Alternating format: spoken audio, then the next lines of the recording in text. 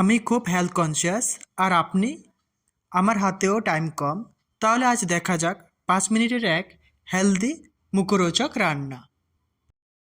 বন্ধুরা, ঢেঁড়স আলু নিরামিষ সবজির জন্য আমি নিয়ে নিয়েছি 2টা আলু আর ঢেঁড়সগুলোকে ভালো করে ধুয়ে নিয়ে চলে এসেছি।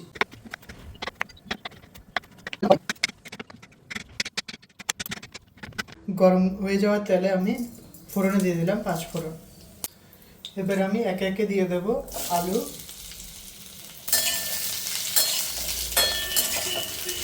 সাথে অ্যাড করে দেবো ঢেঁড়স। এবার আমি অ্যাড করে দেবো স্বাদ মতো নুন, 1 চামচ পরিমাণ হলুদ গুঁড়ো, 2টা চেরা কাঁচা লঙ্কা। এবার সবগুলো উপকরণকে ভালোভাবে মিশিয়ে নিয়ে ঢাকা দিয়ে ভেজে দেবো ভালো করে। ঢেঁড়স আলু আমার ভাজা হয়ে গেছে, এবার আমি পরিমাণ মতো জল অ্যাড করে দিলাম। এবার এটাকে আমি ঢেকে দিয়ে 5 মিনিটের জন্য সেদ্ধর জন্য বসিয়ে দেবো। বন্ধুরা, দেখতে পাচ্ছেন আমার আলু ঢেঁড়সের নিরামিষ সবজি রেডি। বন্ধুরা, আমার ঢেঁড়স আলু সবজি রেডি, তাহলে আপনারাও বানিয়ে নিন চটজলদি।